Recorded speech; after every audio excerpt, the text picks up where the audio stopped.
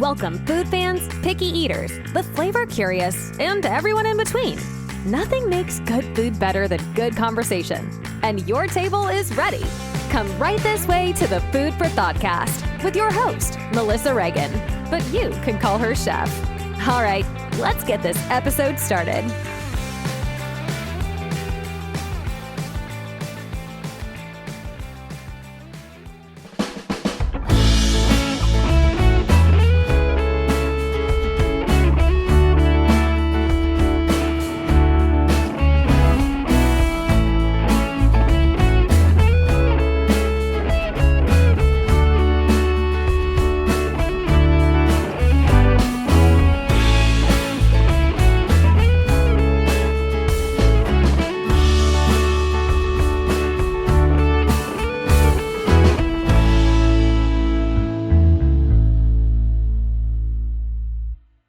As a chef and a person who loves all kinds of food, I'm always looking for ways that I can emphasize quality over quantity without feeling like I'm missing out or depriving myself of the things that I love. And I love pasta. Carbonara, mac and cheese, primavera, cacio e pepe, you name it and I'm all about it. That's why I choose Banza. Banza is the pasta made from chickpeas, which means it has more protein, more fiber, and I believe more flavor than regular old pasta. Seriously, if you go in my pantry right now, there are 2 boxes in there awaiting their next culinary adventure. Banza has over 12 different kinds of pasta, including penne, rotini, elbows, and cavatappi, which is my favorite, because all of those curves and ridges hold even more delicious sauce. Banza also makes pizza crust, which tastes too good to believe that it comes from peas. You can find Banza at Whole Foods, Target, and Walmart.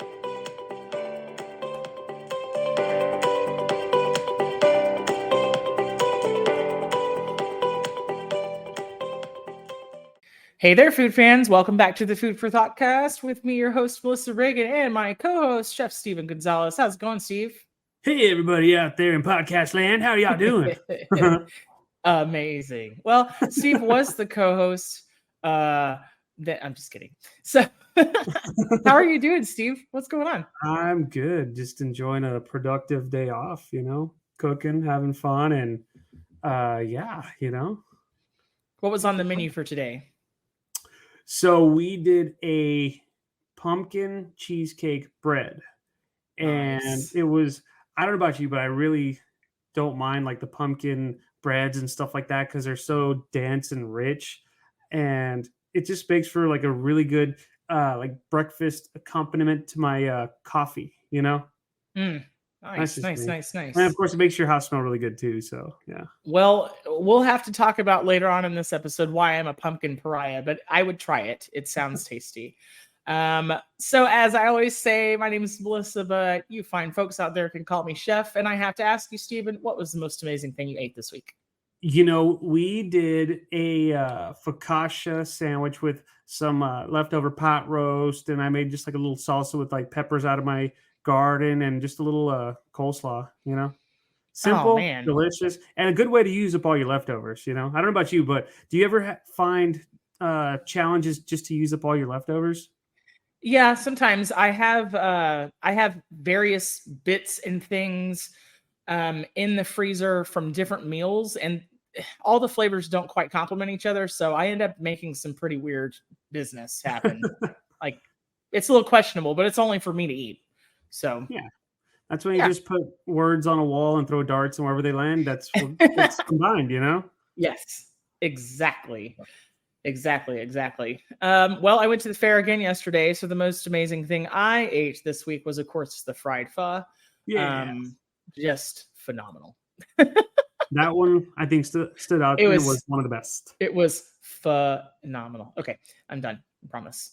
Did you say it was fantastic?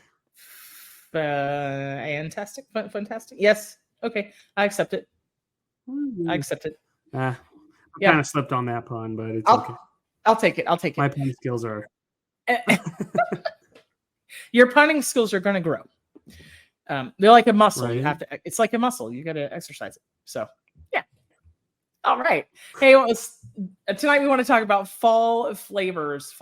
So if you're listening to this, it's hopefully on your morning commute the following day. Because it's fall, y'all. It is fall. y'all, it is also my favorite season. I wish that I lived somewhere where it was colder, but that's okay. A girl can dream. But so this is the season between summer and winter, typically known as autumn, but we also call it fall. Why? Because the leaves fall off trees. True story. So yeah, I did not know that. There's your little fun fact. But today we want to talk about fall flavors. What's considered a fall flavor? Yeah. What do we like and what do we not? Spice? I guess we can if you have to. There's a bunch of really good flavors that come around this time of year. I don't know. What's your favorite? There are. So I'm a big fan of the sweet potato butternut squash kind of going that direction, but not a pumpkin. So yeah, assorted root veg with all the warm spices. Like I really, really like cinnamon a lot. I have to apologize because that was kind of a loaded question, So what I do like about those ingredients is they can go savory or they can continue to go sweet. Yes. And the end result's always going to be amazing. They don't disappoint. Yeah. I find myself making lots of curry for just me, but not what we think like a summertime coconut, more in the Asian direction of curry. Uh-huh. And these are, of course, are like non-traditional in every sense of the word, but I like using all those warming spices, right? And put a little cinnamon, lots of garam masala with, a bunch of fall veggies like Brussels sprouts and turnips and sweet potato and butternut squash. So not traditional, but traditional for me because I do it every year. Huh. Yeah. That what about you? Actually really good. When it comes to like fall flavors, I would have to say, well, beets really don't it's more of a summer vegetable now, but I get that. I always correlate beets with fall because of the dark colors, the good flavors, and I always because it's a root veg, I always typically lean towards root vegetables around the fall time. So I would also kind of piggyback what you said as far as like the sweet potatoes, but I also enjoy pumpkin. I also enjoy like the butternut squash. I love the fruits like the apples, things like that. The dark cherries, that's always a good thing too, And I always correlate cherries with fall. So I like them in the summertime, but I also really like them in the fall time. So I get what you're saying about beets, right? Because at least, their growing season is like June through October. Yeah. So it's definitely still in fall. It's one of those things that you can harvest a couple of times depending on the size or the type or whatever. But I think the reason that our minds as chefs go to beets during the summertime is because that kind of like beet goat cheese salad is always going on with like a lot of the fresh summer greens or whatever. But but you can take it in a fall direction, like walnuts and cranberries, and move it toward those like fall and Christmas flavors and stuff. But I like the hot beets as well, like with like a horseradish and caramelized onion type deal, or like beets and apples. Yeah, I like that stuff. My wife likes to roast off beets, and she'll do like a lot of olive oil and garlic, pepper, salt, things like that. Mm-hmm. Just wrap it up in foil and just roast it for hours.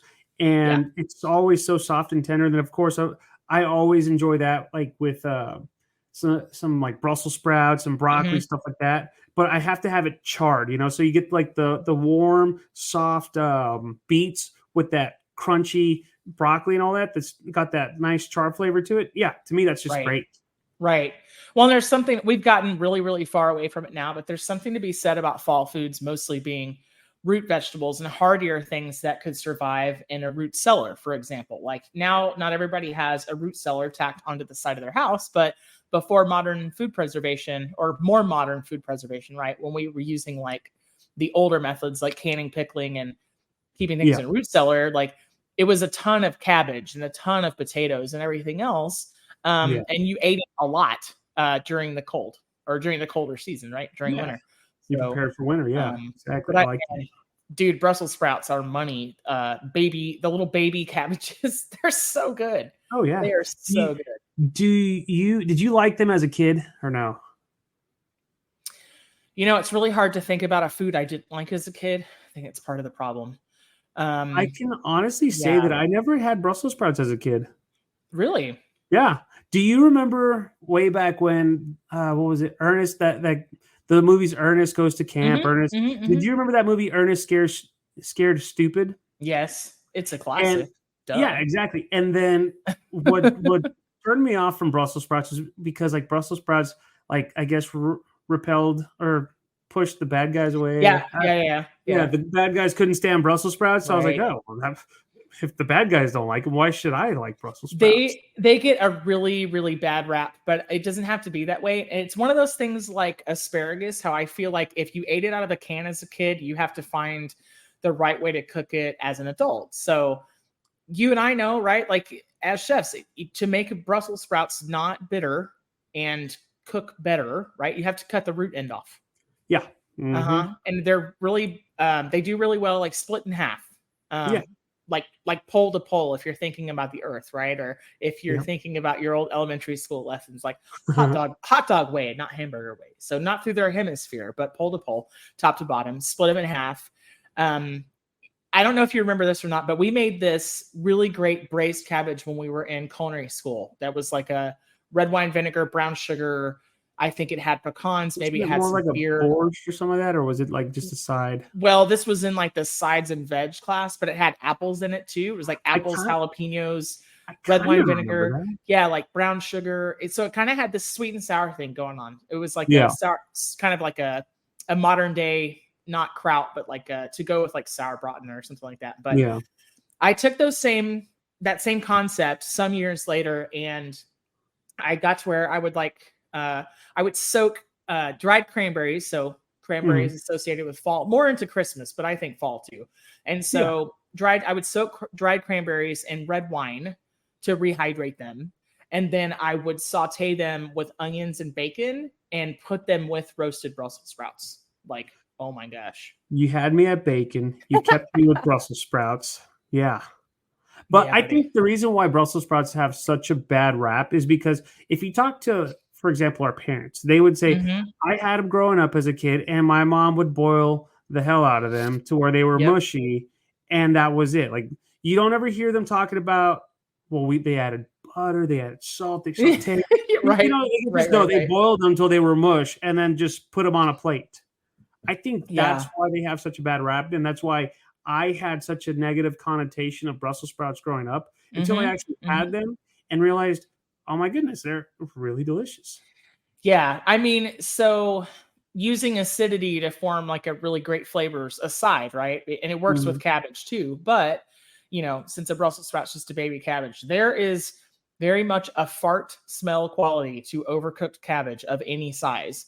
And I think that's part of what kills people's appetite for it. And then, man, if you think about something that absorbs water so well, right? If you're overcooking it, it's just like a spongy, gross, watery, and it's that whole army green argument, right? It's like you cooked the vegetable until it was army green. Well, it's not gonna be flavor then. It's or texture. It's not gonna have any texture left over either. Like, and I love a raw Brussels sprout too. Run those things through a shredder and make like a Brussels sprout and blue cheese coleslaw. That's legit, that's where I was going too. Have you ever had those days where you walked into the kitchen and your cooks are making, they're prepping the Brussels sprouts, and then you just kind of go, all right, who's been farting in here? Yes. Yeah. I don't miss those days, but I do remember them very well because I always was getting blamed for it. But, well, I promise you it wasn't me. Fun fact, cruciferous vegetables and Brussels sprouts, so things like cauliflower, broccoli, Brussels sprouts, cabbage, they all contain one of the FODMAPs that can make you extremely gassy if you're prone to it. So that's not what today's episode is about, but it's really funny that that they smell like they smell like somebody tooted, and they'll make you toot after you eat them. So it's just a thing. But just like beans, the more you eat them, the more you will get the more that your system will get used to digesting them, and the less it'll be. I don't quite believe that. I've been eating beans my entire life. I think you're just a gassy individual, though. Probably. We'll just blame genetics. I thought it was my ethnicity, but it turns out it was just my genetics. Look, if you enjoy doing something, you'll just find a reason to do it. Like, that's all there is to it. So, Especially if it means I get to torment other people. hey, all right. What about butternut squash? What's your take? Did you mention that as one of your favorites or no? I did. So, butternut squash is incredible. I'll never forget when I was a kid, I was watching the Food Network and I watched Emma Lagasse split a butternut squash open and shove a Snickers bar in it and bake it. Or it was like halfway baked, but yeah, well, that didn't hurt its image for me, right? And I was like, yes, please, candy for dinner. I am down. Little did I know that when I reached, 20, I could just have candy for dinner all the time, and then it was just sad. It wasn't exciting anymore. But yeah, no, butternut squash is great. It's really, really good. I actually, one of the ways that I enjoyed it this year was, you can get it kind of in the off season. Yeah. In other words, right? Like you can get it a little bit earlier, but I really like cubed butternut squash. You can buy it frozen too, like all year. I like to take the cubed butternut squash and make tacos with it. So that's going to sound kind of bizarro, but it's a good like bag of broccoli slaw, typical taco seasonings, butternut squash cubed, and black beans. You should do with that? Ooh, yeah, you're saying the right things to me. In a whole wheat, like a whole wheat tortilla or like a really hearty wrap. Try throwing a little bit of some turmeric and some curry powder with that. Yes. To really brighten up those colors. And then you're complementing those flavors with those spices. Holy cow, they're good. I used to do that with chickpeas. Absolutely. And I mean, even though they're vegan friendly, like they're still good. Right. Well, I have a love-hate with chickpeas. It's the texture thing. But I would take that, like turmeric and those type of spices, right? What was the other one you said? Turmeric and curry powder. 100%.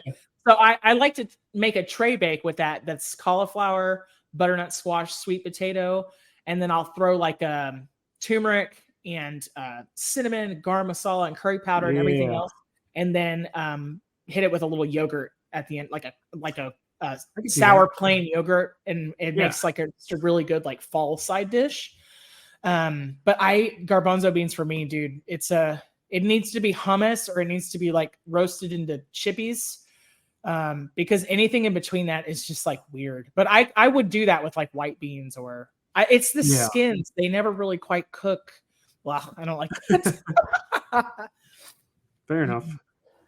I actually really like chickpeas.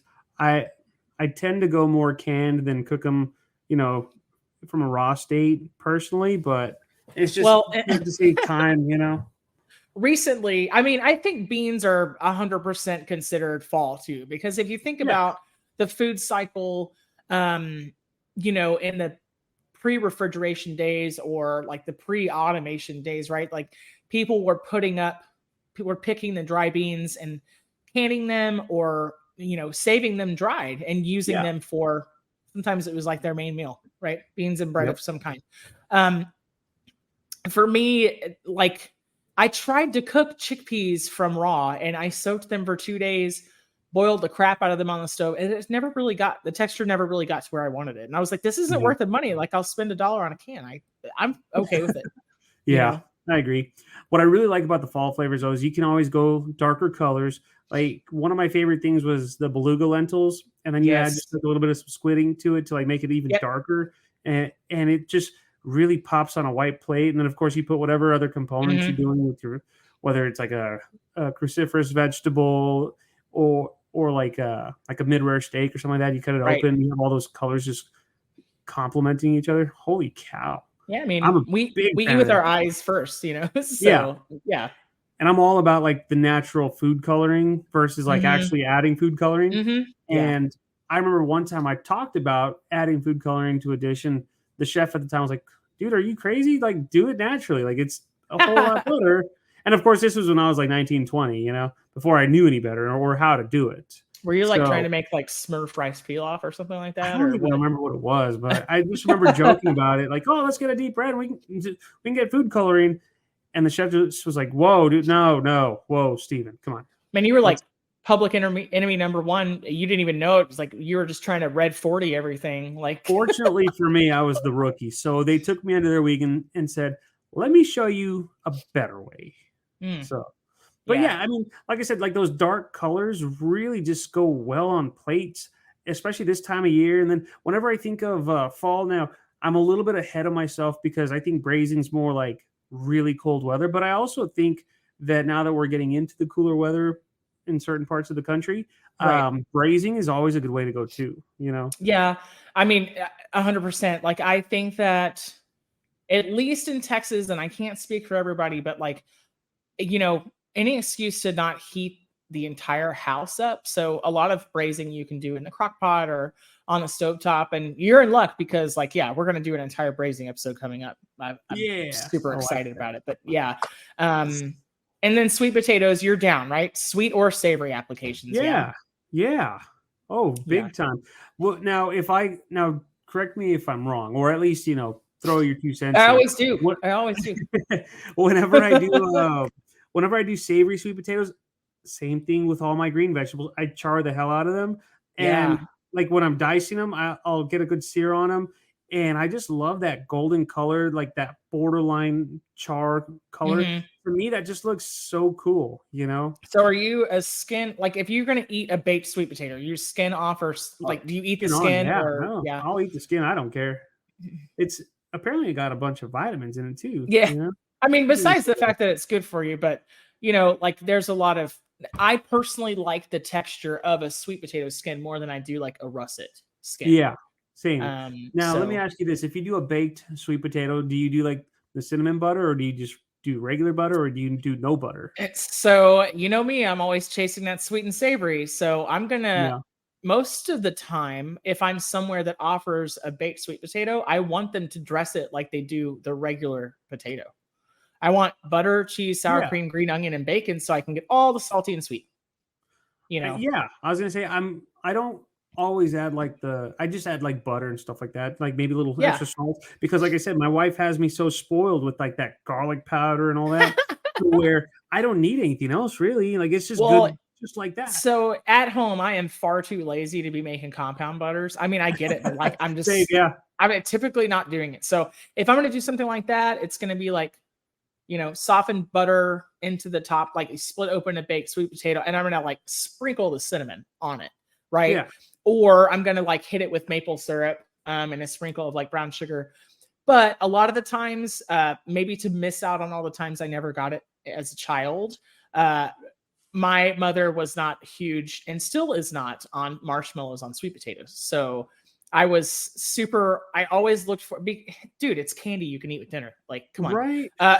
So I always looked way forward to the Thanksgiving meal at school because it was the very classic, like, canned yams and whipped up, right, with marshmallows on top. Now, we make, in my family, it's like a sweet potato praline casserole that has like a pecan streusel on Uh-huh. top, and I would kill a man for that recipe. Like, I could eat an entire pan myself, and it is extremely delicious. But also, marshmallows are delicious too.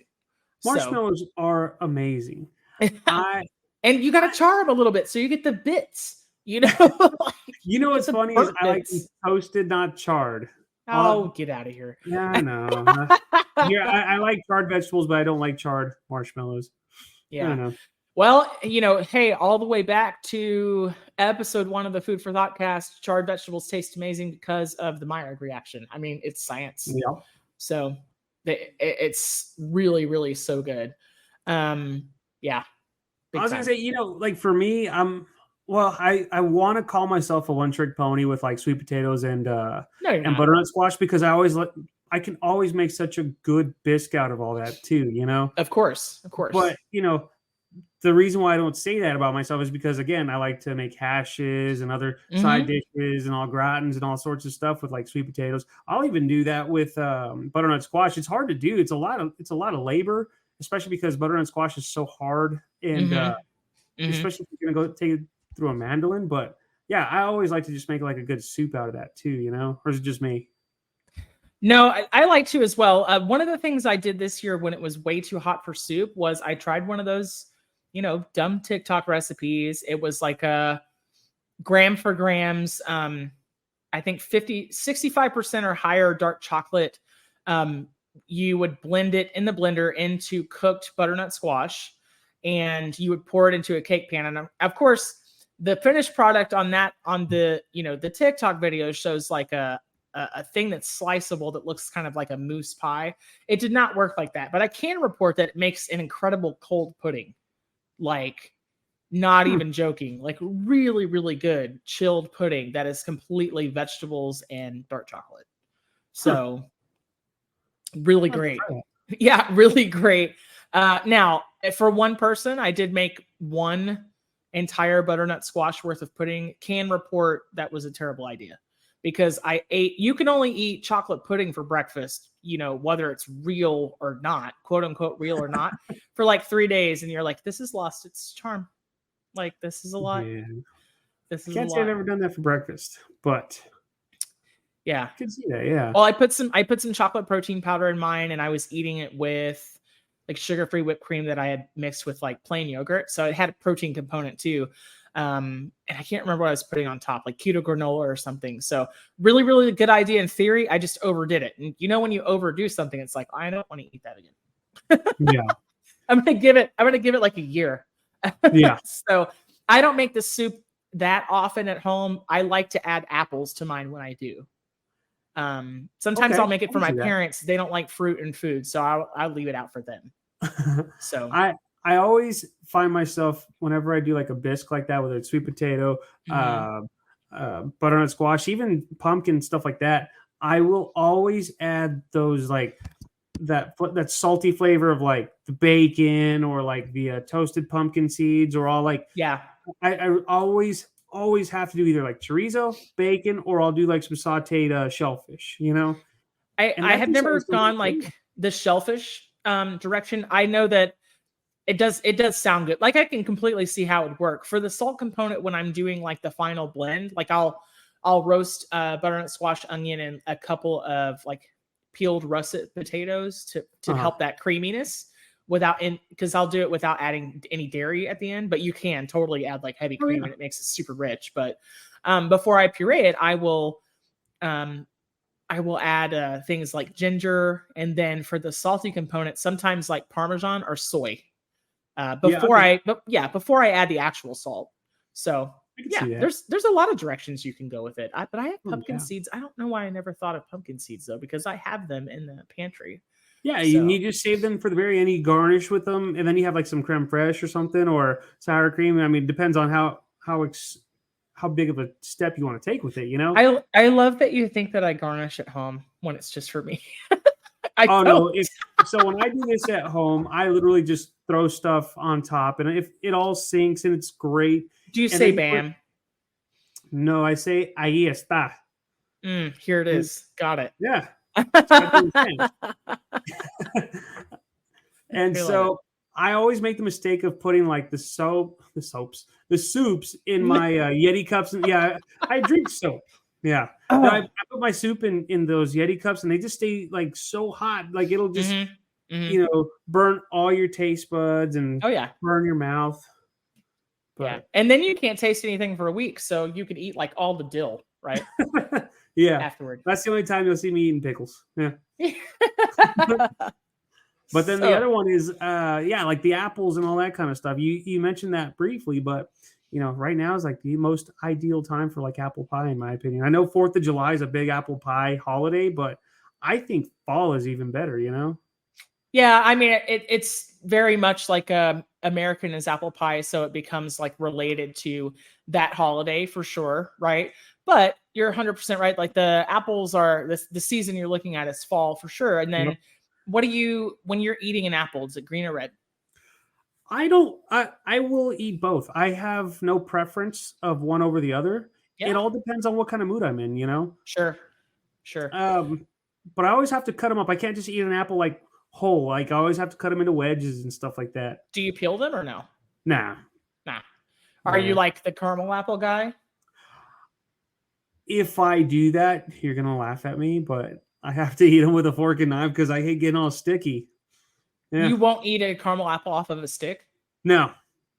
Oh, man. It's like one of my favorite fall desserts because I'm like, this is a piece of fruit. This is a serving of fruit.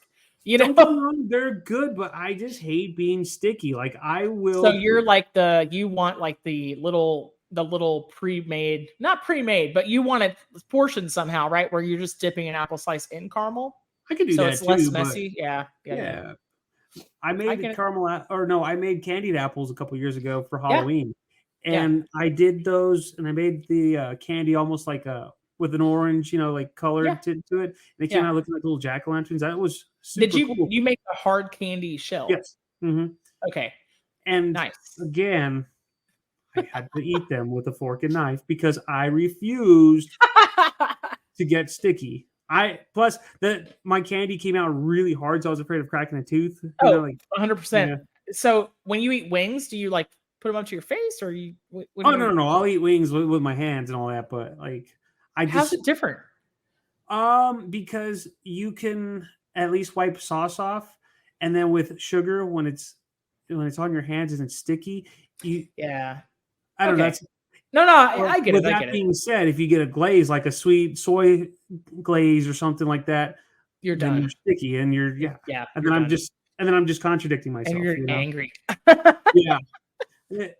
Okay. So with the candy sticky. apples, I have a story for this. Funny. At the fair a few years ago, I had it in my head that like I'm a huge caramel apple fan, and so there was one trip to the Texas State Fair where I think I ate like 3 or 4 of them. I was like, dude, I'm gonna get all my fruit in today. I might not eat one vegetable. Everything else will be deep fried, and I'll be drinking beer all day. But like, I'm gonna get all my fruit today. I'm gonna keep the doctor away for at least 4 days, right? I think I had 3 or 4.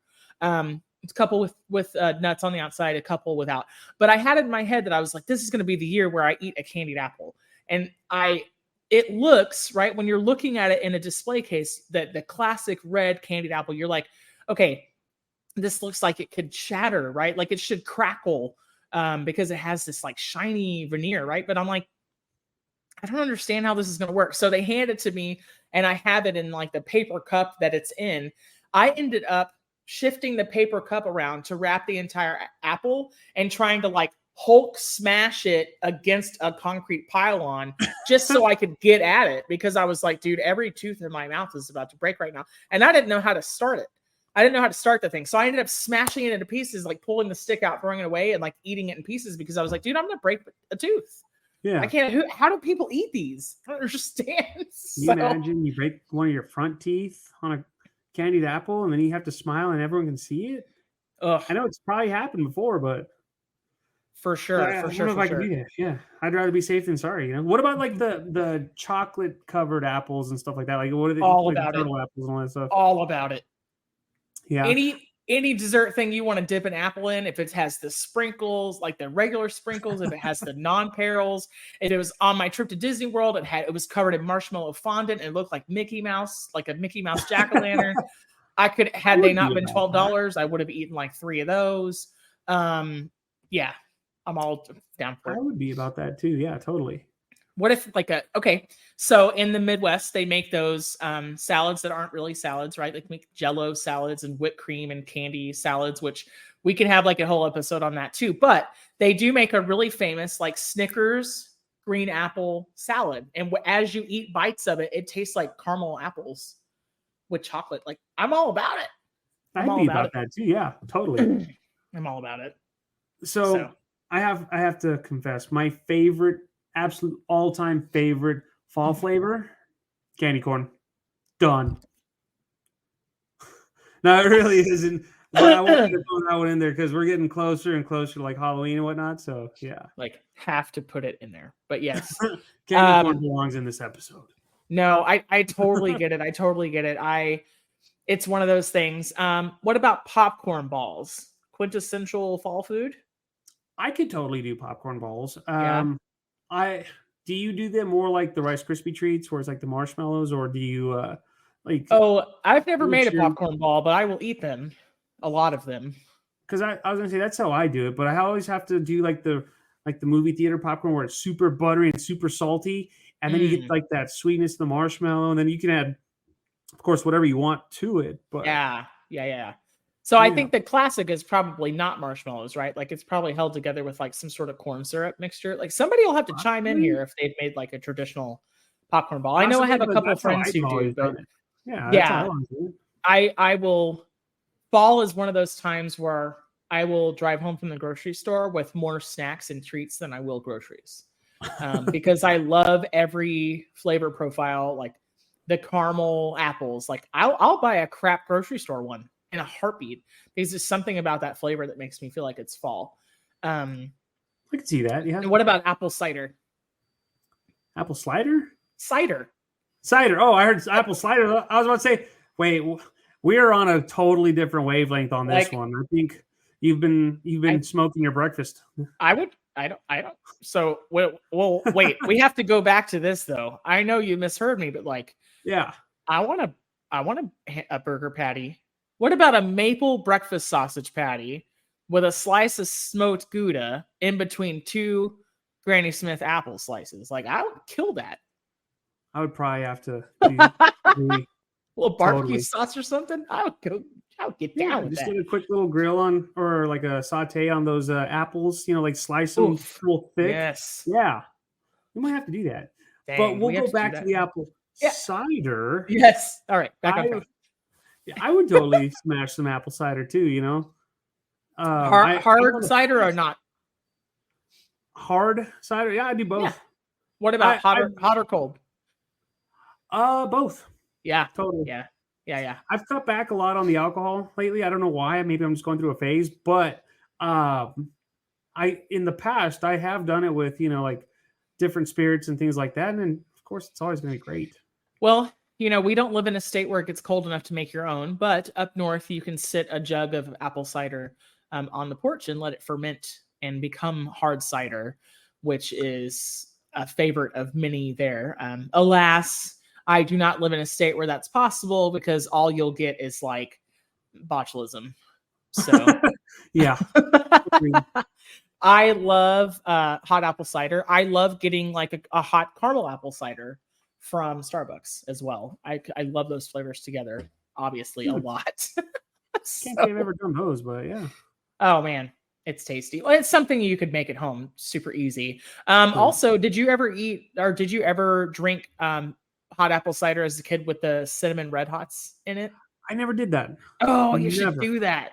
Oh man, I'm like a cinnamon fanatic. Cinnamon is a huge fall flavor. Like that's a massive, like it goes with all the things, right? Apples. I'd imagine it sounds. It sounds good. Pumpkin, butternut squash, sweet potatoes. Yeah, you should try it. It's great. It's like the candy-ish cinnamon, right? It's like more like an atomic fireball, or like one of those cinnamon disc candies in the bottom of your grandma's purse. But yeah. So yeah. No, it's really tasty that way, and it'll make it red. So if you're doing something themed, like for Halloween, and you need like red punch, like that's a good. It depends on what the weather's like on Halloween, right? Nobody wants warm apple cider when it's 98 degrees after the sun goes down. But in all fairness, it can be 105 degrees outside, and I'd still have to have hot coffee. So there's also that. There.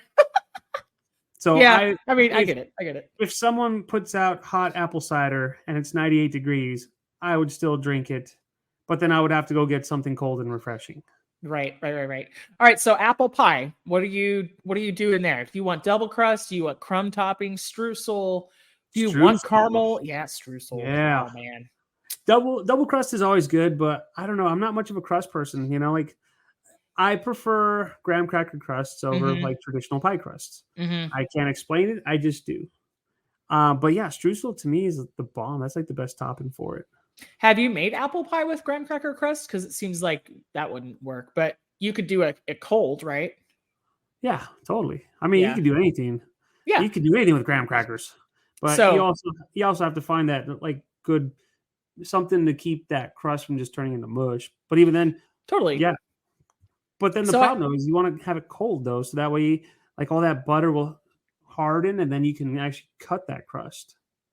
Yeah. Well, I picture this, right? Like I think, well, for a streusel for me, I want oats in it. So it's almost going to be easier for me to go with like a classic apple crisp just for the ease of, I don't have to make a pie crust for the bottom. But what you're talking about, I think could be really great with like one of those mini graham cracker crusts. So people would eat it like out of the the foil liner, Yeah. and you wouldn't Oh, have to cut it, right? So you could dice apples super small to make the like a chilled filling, and then you could cover it with like whipped cream and like Snickers. Maybe I just want a Snickers right now. I'm on a See, kick. my problem would be more that I would make it more like a cheesecake, and then I would do like the apple pie topping, Yeah, okay. and So then it would be like an apple cream pie. kind of, yeah, I can see Mhm. that. Yeah, But just yeah, real, yeah, cheesecake real for the fall. moosey, real rich. Well, cheesecake is great year round. Oh, Though, it's so good. but yeah, then you have like that apple pie filling, But even then, like just your traditional. My aunt makes traditional apple pies, Mhm. and she does the double crust and all that stuff. And I mean, it's really good. Whenever she makes it, there's really no buts about it. It's not my favorite, but when she does make it, oh, I'm all about it. Do you put cheese on your apple pie? I tend to not do that. I've done it a handful of times. It's not bad, but it's just not something that comes to mind as soon as I have apple pie. I think I'm more likely. It's more likely that I would put apples in a grilled cheese than the other way around, depending on what it was. But what kind of cheese are you talking about? Super sharp cheddar. So it would be like super sharp cheddar with a little cranberry sauce. Like I think of like tart and like sharp together, and then something smooth, right? So maybe like a sliced provolone or sliced mozzarella, right? Sharp cheddar, little cranberry ketchup or some such, and then like slices of green apple or something like that. See, So, I always think of like the real creamy cheeses, like the Brie, the Camembert, and stuff like that. Like that's what I always think of, or even, and I love the combination of blue cheese and apples, yes, and walnuts. I mean, I think that's great too. So I always go more like Yes. soft cheeses. So like I would totally put cheese. I wouldn't put blue cheese on an apple pie, but I would. But I would put apples in a blue cheese, Yeah. grilled I would cheese probably make situation. some sort of like blue Compote. cheese mousse. I would imagine. Yeah. Where it's a little bit lighter on the blue cheese, but then you still have that saltiness So complementing. there's something to eat with crackers then, but like Oh, diced really really tart green apples. Oh, that sounds really good. I could totally dig that. Hey, for all you blue cheese haters out there, like, it's too bad about you. For all those blue cheese haters, tell us why you're wrong. That's what we want to know. I do have a dear friend, John, and he is allergic to penicillin. So unfortunately, he cannot eat blue cheese, which makes me really sad for him. But man, if you're not like allergic to penicillin, dude, get on the blue cheese train. But I tend to associate a Maytag, like a classic blue cheese crumble more with summer, wedge salad or whatever. But in the wintertime, I want the ones that are more strongly flavored, like Roquefort and Stilton. And yeah. So, even like a good gorgonzola or something along those lines. Yeah, I'm all about that. Yeah, but I like it just slightly warmer than room temp. Yeah, there's something about it where it just, because all those flavors just kind of come out a little bit more. Yeah, I mean, so that's something that the Italians really have figured out. Europeans in general, right? Like they will eat a lot of their meal that's safe to be eaten at room temperature. They'll eat it at room temperature. Whereas, we will chill. When you chill foods, it stunts your taste receptors. That's why when ice cream base melts, it tastes so much sweeter than the actual finished product, like when it's frozen.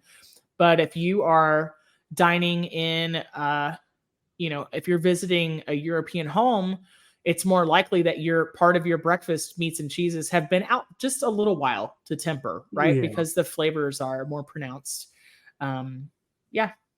So I will also say one of my favorite ingredients around this time of year is like more of a brown butter. Mm-hmm. And I use that in a lot of things just because that toasty, nutty kind of flavor just really, I don't know, it just goes hand in hand with fall. Well, when you're talking about butternut squash, you have that classic like brown butter, sage, and butternut squash, like ravioli or like pasta application, gnocchi or something like that, right? But then you have sage because it's the Thanksgiving herb, right? But the brown butter does something really amazing to both of those other ingredients. But I agree, and I think it plays into that, like the the nuttiness that it gets really popular around this time of year, right? Like in the fall, you think like Thanksgiving pecan pie, especially in Texas, like all the pecans becoming available. So yeah, for sure. Yeah. I mean, butter's great year round. Butter's great. Butter is great year round, also available year round. You're right. But brown butter, it's so good. Pops a little bit better around this time. It's so good. It's it's awesome. Okay, well, we have to talk about many people's quintessential fall flavor, even though I'll explain to you why I don't like it. But this year being the 20th anniversary of Starbucks release of the pumpkin spice latte, tell me all the reasons why you like this nasty flavor. And go. Pumpkin spice does not suck. It's not my go-to, but it's something that if I can have it with my coffee or like in a pastry, I'm all about it. Totally. I like pumpkin purees and stuff like that, but I can't do like empanadas. It's got to be more like an actual pastry. Like do you like pie? Pumpkin pie? Pumpkin pie is not bad. Okay. It's not bad. I used to love it as a kid, but so not necessarily pumpkin empanadas. Do you use pumpkin in savory applications? I have before. Like I said, I like the bisques and stuff like that, and I will roast a pumpkin and use it. Dice it up and use it like in a hash. Sure. Things like that. I'll even make sauces out of it. But like with pumpkin purees, I really don't do much with it other than like desserts and pastries and things like that. Right. So like pumpkin bread, like jelly roll type deal, pumpkin loaf, right? Yeah, exactly. I mean, I could do the pumpkin empanadas, but I got to warm them up. I think the reason why they're not always my favorites is because when you get them, they're just room temp, and I like them just warmed up just a hair with a little bit of that brown butter that we were just talking about. Yeah. And then you have to have a coffee with it. You can't just have it by itself. So one way that I don't mind, I mean, I get that. I think that it's the rich, like the bitterness in the coffee is playing off the richness that you get from there. Like, I think that's part of the reason why it balances each other out. I don't mind like a pumpkin ravioli. I'll put that out there. Like a pumpkin ravioli with some pine nuts and like ricotta cheese is not like terrible. I don't hate it. For me, the pumpkin spice flavor is too bitter. It leans too far nutmeg. And pumpkin itself, I like pepitas, like pumpkin seeds, but pumpkin itself to me is a very bitter version of a butternut squash. Like it's a very bitter, gourd. Even though pumpkins are made for eating and gourds are mostly decorative, but it is in the gourd family. So yeah, exactly. but that's the difference. But like Michael Nip, I love you. I know you're listening, right? I know that pumpkin spice lattes are your most favorite thing. So I get it. You can have the pumpkin spice lattes and I will keep the candy corn and we can call it a day. Fair trade. So, I remember the first time I had a pumpkin spice latte, I thought, okay, this is pretty good. And as I got older, I kind of got away from that pumpkin spiceness. I still sometimes enjoy the smell of it and all that stuff, but I don't know. I can't. Do you do like the other pumpkin thing? Like they make like pumpkin pie coffee creamer, or are you like a black coffee guy? I'm black coffee through and through. Okay. Yeah. Same. But if you have like some sort of pumpkin spice infused like coffee or something like that, like I'm not gonna say no. Like because you have like those or like Christmas blend and things like that. Yeah. I wouldn't be opposed to it. Yeah. I mean, I don't hate those things, but I often like to joke that the only pumpkins I consume in the fall are in the harvest mix from Brock's, the candy corn pumpkins. So yeah. Those are for sure. Dude, they really are. They really are. So I don't know if it started out as people's need to warm themselves right in fall, but for whatever reason, when the weather starts getting colder outside, we start using more of those warming spices, right? Like cardamom, ginger, nutmeg, anise, cinnamon, things like that. Do you have a favorite among those? Allspice. I don't have a favorite. I like them all equally. Like your spice children. Really do. I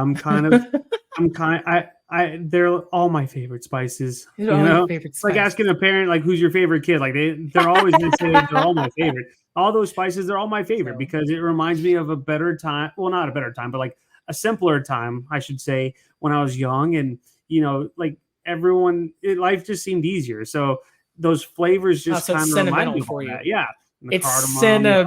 sentimental. Yeah, exactly. Cinnamon. It's sentimental. There you go. But yeah, it takes me to a time where everything was just awesome. And granted, things are still awesome. Don't get me wrong. You're gonna have people saying, "Oh my God, Steven's so depressed now." But no, I mean, No, like, you're not depressed. like you were responsible for less. That's why it fell apart. yeah, people, I am fine. But yeah, I mean, I Steven's just fine. kind of feel like all those flavors, they're really good. Like I'm a big fan of the spices, especially when they're used in the proper context. Like you get a little bit of everything, and you layer those flavors equally. You know what I'm saying? Yeah, So I like get a it. good pastry, if you get that cardamom, you get that little bit of allspice, that little bit of nutmeg and cinnamon. Excuse me. I'm thinking about all these spices. That's what's happening. But like when you get them just right, I mean, it's just a magical combination, you know? Well, I'm a huge fan of cardamom, almost all the way to a fault. Like if there's a recipe that calls for cardamom, I treat it like garlic, and I measure that with my heart because no recipe is going to tell me how to live my life. But the cinnamon, I really like. So I love all those spices as well. But cinnamon is one of those things that I really like in a savory application too. Like. Yeah. I love cinnamon and chocolate together is really underrated, I think. And then cinnamon in like a Spanish style beef stew where you're adding a little unsweetened chocolate, maybe a cinnamon stick with the meat while it's braising and a little sherry is really tasty. That was something I learned how to make kind of in my early 20s. And then, man, talking about like a cinnamon stick, you let it like just hang out in a pot of hot cocoa. If you're making cocoa from scratch, is like, oof, it's so good. Yeah, that's so good. So that's kind of why I like the Mexican hot chocolate more than like the regular hot chocolate, because you get all those extra spices and the canela and all that stuff. It just hits a little bit different, you know? Yeah, it's definitely cardamom is a great spice. So whoever discovered it, I wish I could shake their hand because it's awesome. Yeah, it is good. I really like it in the syrup for gulab jamun, like the Indian dessert that's like the little fried donuts that comes in the syrup. And then during COVID, when I was baking everything under the sun because I didn't have anything better to do for just a little bit, I had a hold of a recipe for like a Swedish style cardamom cinnamon roll. That's my goodness. It's from a bakery in New York that's really famous for it. So I tried my hand at it at home, and like, I don't know, I think I would rather fly there and eat theirs. But it was like my breathing is getting heavier just thinking about the deliciousness. Appetite intensifies. But the cinnamon and butter mixture in the strands of dough was really, really cardamom heavy, and then you dipped each bun in a syrup that was like brown sugar, butter, and cardamom as well. Like, oh, dude, it's so good. So good. Now I'm going to have... one of the many reasons why I like cinnamon is because it's a great spice, but it's also really good for your blood sugars. It is. So that's one of the many reasons. But like all those spices, yeah, like you're making me think now, like making some cinnamon rolls with like either some sort of cardamom apple like filling on top instead of like your traditional glaze or whatever. Like that would be pretty dope. So cinnamon rolls, that's another food that really reminds me of fall, although I'll eat one all year long. But something about that smell, right, really brings me back to when it's getting cooler outside. So are you a traditionalist when it comes to cinnamon rolls, or are you willing to do like all of it? Oh, I'll do it all. I'll try all. I've done PB&J cinnamon rolls, and those were the bomb. And so, yeah, I can't... if someone offers me something at a cinnamon roll and it's different, I'll try it. If it's too sweet, I'll let them know, but I'm down for it. Nice. I'm down to experiment. I like all the different kinds of frostings. Now there is like there is a pumpkin version of cinnamon rolls that I'm not down with, where you use pumpkin pie filling in it before you roll it up. I'm just like, that's okay. Can you please leave the cinnamon rolls alone? But yeah. I am now going to have to try to like find a way to prove you wrong on that one, because what you could do, just a very thin layer with your cinnamon, you just have to have just that little bit of pumpkin like undertones. You know what I'm saying? Not a whole lot.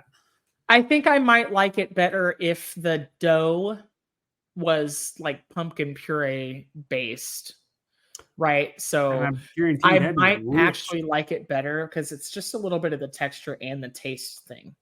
So the cinnamon rolls that I'm referring to are from Circus Bakery in New York, and if you search it, you can find a recipe. It's a very fancy, like Swedish style knotted bun that is, it's pretty fun to make if you got the patience. I think at that time I was just restless at home, like so many people, and the charm of it passed me by. But I might have to make them again. But yeah. I like all the cinnamon roll variations too. Now, what I don't like is the cinnamon roll with my chili. Sorry, people out there that do that. You're weird. Have you not heard about this?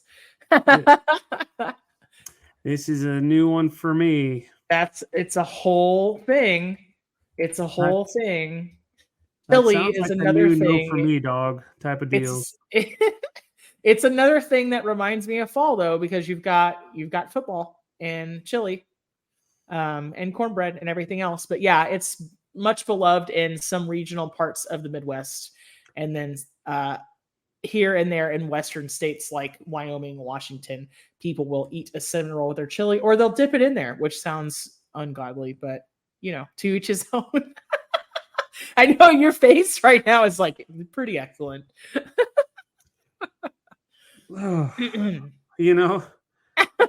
I'm sure if I was put on the spot and had to try it, I would still not be into it.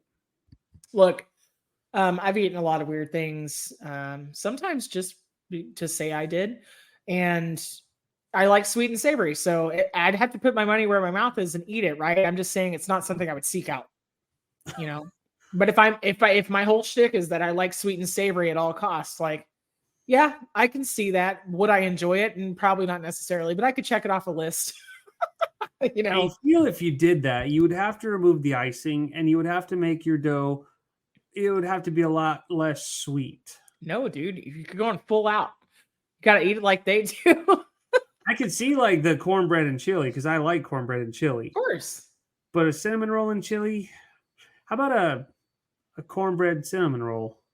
Ooh. Chili. I would do that, Okay, so I have this thing. Okay. Oh, man.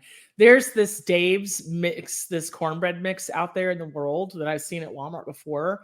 And they have a cinnamon spice flavored cornbread mix.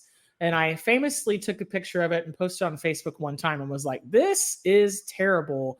I like sugar in my cornbread to the point where it tastes like a dessert. I also like it the other direction, like jalapeno and cheddar type deal. But dude, the cinnamon, I was like, But I think if it wasn't full on cornbread and you just added some texture to cinnamon roll dough with like some cornmeal, I could be swayed, I think. So, yeah, I don't know. So, yeah. Are there any fall flavors we missed though? I think we got them all. Honestly, Brussels sprouts, root veggies, cinnamon, sweet potato, butternut squash, pumpkin, beets, all the warming spices. Talked about cranberries. Yeah, sure did. Talked about them. Yeah, I think we did. We covered everything. And apples, of course. And apples. So the harvesting of apples, I feel has traditionally been used as kind of like the marker of fall, and then starting to incorporate those things in your food. But yeah, awesome. Anything else to add? I think so. I think that's it. That's quite a bit.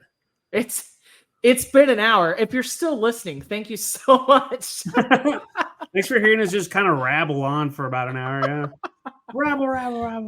I mean, we were really falling all over ourselves for that content, but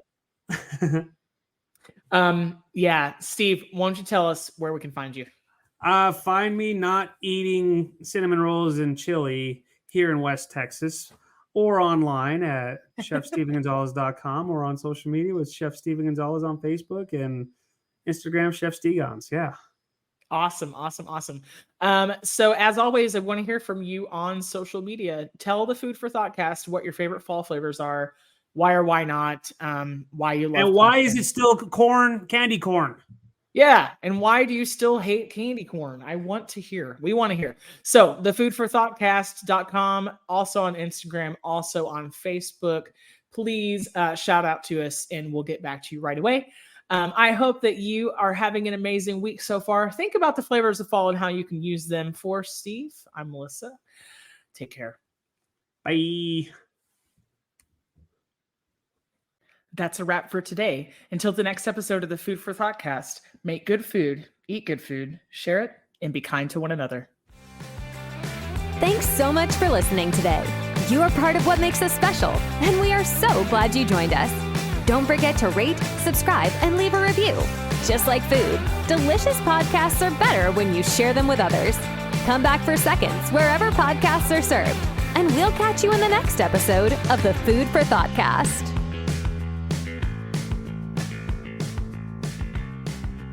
You can find us on Facebook and Instagram at the Food for Thoughtcast, or at www.foodforthoughtcast.com, where you can link to all podcast players, or you can send us an email at foodforthoughtcmc@gmail.com.